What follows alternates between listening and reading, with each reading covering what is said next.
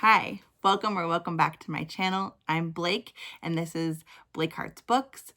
Today I'm going to do two things. I'm trying to film a video on a different camera. So we'll see if this works better for my volume. I was filming on my laptop before, so we're gonna try my phone and see if this works. But it's always weirder to film on my phone. So here we go. Today I wanted to bring you a book recommendation video, but has a little bit of a twist. So for those of you who are last minute Christmas shopping or birthday shopping or whatever else you've got going on in this time of year, I feel like everyone is giving out gift advice and gift content. So I want to do a video series if you guys want. I don't want to push content all the time. But I want to do a video series of books throughout the year that I would recommend as a book reader who gives tons of books to people I love myself. So I have 5 books for us today that I would give as gifts, and I will tell you who I would give these to, or who in my life that they would be perfect for. But again, they could be for anyone that you would like to give a book to. So they're not just for the people that I recommend them, that I personally recommend them for. I would give them to anybody. And I have read all of these. And again, I gave them 5 stars because why not? So here we go. First one is The Appeal by Janice Hallett. Janice Hallett has written, at this point, so many good mystery books. I would recommend her to anyone. I have loved every book I've read by her. This one's called The Appeal, and it is 1 murder, 15 suspects, and can you uncover the truth is the tagline on the front cover. She gives you enough to solve the mystery yourself. So you are kind of your own detective, and you go, and she has emails and files and voice memos and all kinds of different things that she presents to you. So it's a epistolary novel, and it's a mixed media novel, and you can figure out who did it and why. Did I figure it out? No, because I just go along for the ride. I don't usually ever try to completely go into a book thinking I'm going to solve the mystery. Do I have guesses along the way? Sure. But I don't go in thinking that I don't go in with the intention of solving a murder or a mystery in the book. This book I would give to my grandparents who were big British mystery TV watchers, and they both liked Sherlock Holmes. So this is a good one for either one of those kinds of people in your life. And I, again, gave this 5 stars. My sister-in-law also loves these, so I would probably give one of Janet Hallett books to her as well for Christmas. My next one is for all of my sci-fi, what I call lovingly nerds. I'm a nerd too, but or pop culture readers. They would also probably like this as well. And I think these are by this author that I'm going to show you these are very digestible science fiction books because they're not so world buildy and in a big chunker of a book. So this is the Kaiju Preservation Society by John Scalzi. We follow this really outlandish timeline, and there is it's right after COVID or during it's like right at that during COVID, after COVID thing in New York.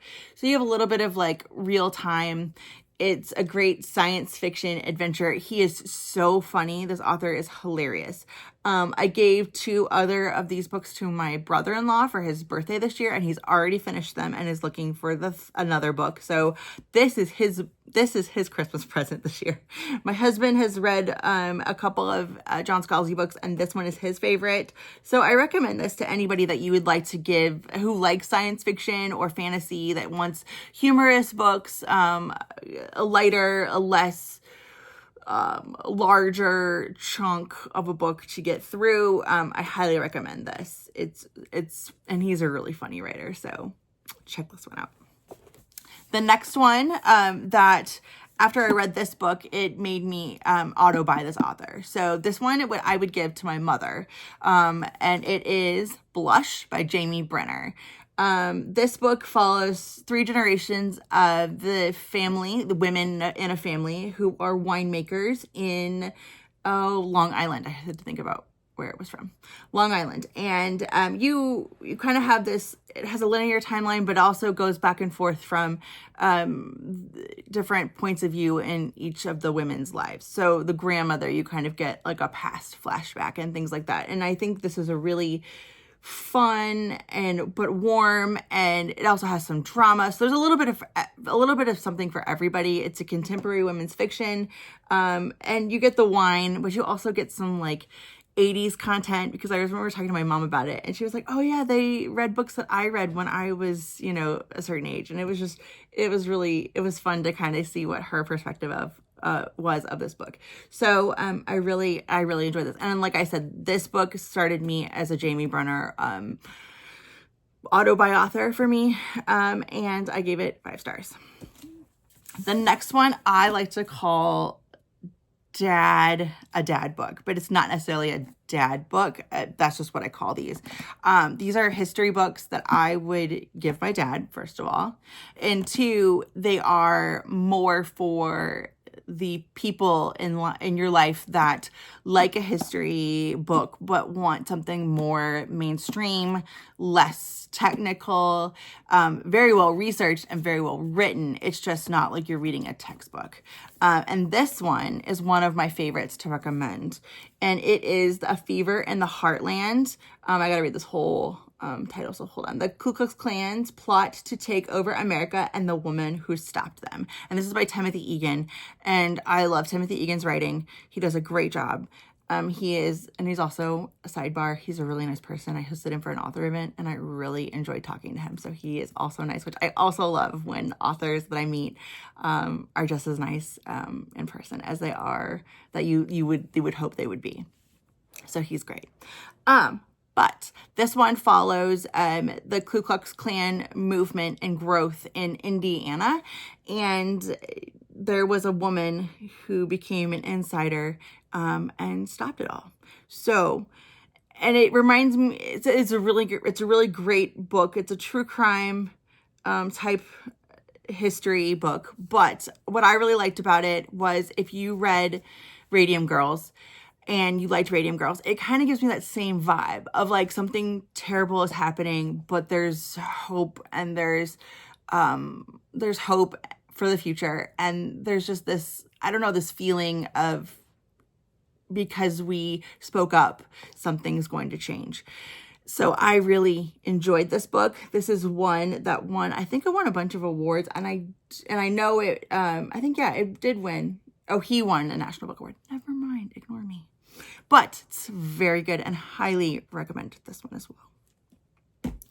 My last book is probably for my mother-in-law, who reads historical fiction. Now, before I start, I'm going to maybe have a little bit of a tiny rant. So rant incoming. I do not gravitate towards historical fiction for one reason only. It is because I am burnt out on World War II historical fiction. I think the market is oversaturated, and not to say that you shouldn't read World War II historical fiction. You should absolutely read it. I just think that there are so many books out there on it. I think there's some fatigue with readers and with the market.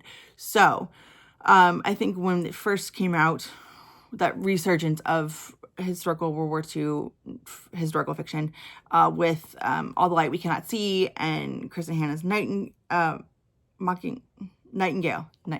Sorry. I think those are fantastic books, and I don't want to take away anybody's experience or love of any historical fiction book or book in general, or saying that we shouldn't have those books out there, because we should. It's fantastic that people are reading about them, and just because they're historical fiction doesn't mean they don't have grains of truth in them. So you are still getting a history lesson and things like that. So that is great. But I am personally just burnt out on World War II historical fiction. So this fits my bill. This one is a non-World War II historical fiction. It is about Marjorie Post. It's called The Magnificent Lives of Marjorie Post, and it's by Allison Pataki. And this one phenomenal book. I loved it. It follows Marjorie Post, and it's very luxurious, and it takes place throughout her life. So you start when she's a child, and you go pretty much, I think, into her, almost to her death, if not close to it. And each like section is, how do I say this? Each section is kind of follows a relationship in her life. So it starts out with her father, and then it kind of goes towards, you know, her different husbands. So I thought it did a really good job of following this timeline, but making it a different kind of timeline than you would see in a normal history fiction book. So this one's fantastic, and I highly recommend it. 5 stars. And this is one of the, I don't recommend a lot of historical fiction just because I have stayed away from a lot of them. That I have some authors that I will recommend to you guys, and I will talk about and love and scream to the rooftops that I love them. But this one is one of my all-time favorite historical fiction novels. So, and again, it's great to give to people because it's not a World War II or World War I historical fiction that I think a lot of people are kind of burnt out on at this point. So those are my 5 books that I would give as gifts, and not necessarily at Christmas time, but I thought since, you know, we've got a couple, maybe I think a week and a half till Christmas at this point, maybe a little bit more, maybe a little bit less. I haven't looked at the calendar lately because that would give me anxiety because I think I'm almost done with shopping, but I might not be. So you can watch this video at any point. I just wanted to get it out around Christmas time so you might have a chance to go out and get a book. Or if you come home from your festivities, or you get something like a gift card in the mail and don't know what to get with your gift card, or what book, people are like, oh, go get yourself a book, here's some cash.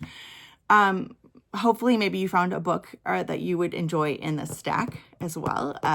Because I've read them all and I loved them. So hopefully you found something you enjoy.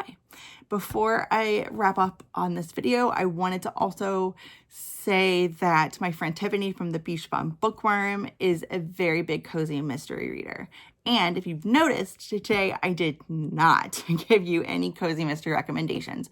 Well, don't worry, my friend Tiffany, she always has wonderful cozy mystery recommendations, but she specifically has a book, or has a video out that I will link down below, that has a cozy mystery book box. And I think that would be a great gift for anybody in your life that likes cozy, that likes a night in, that likes cozy mysteries. I think it's a great little thing, and it's got all these different elements in a box, and she'll explain it in her video. She also talks about a service that you can do that is for more historical fiction lovers, that are letters that you get in the mail. And it is it's a story that's told through the letters, and there's so many. I think she said 24. I'm not 100% sure. I don't remember. I just watched that video too, which is terrible. I should have taken notes. But you get these letters, and throughout the letters, you get a whole story. So that would be really cool for somebody who's really into historical fiction, doesn't want to read a full big book, but like loves to read those kinds of things. And I like that it gives you a little bit of a gift all year round. So those are always fun. That way, you know, your gift keeps on giving to whoever you give that to. So with that said, I think I'm going to wrap up. So like, comment, and subscribe before I bore you too much with all my, I say if I keep talking, if I keep filming, I'm going to keep rambling. So I'm going to wrap up, but like, comment, subscribe. Let me know what, one, if you would like another book recommendation video like this that I would give, that kind of gives you an idea who I would give this to, and a little bit of blurbs on what it's about. And then also, what is one book that you would give? What's a go-to book that you give out to people? I know that some of you have those, that you just, there's a book that you're like, oh, I give this out to everybody that I meet. So there are a few of us out there that do that. So until next time, happy reading.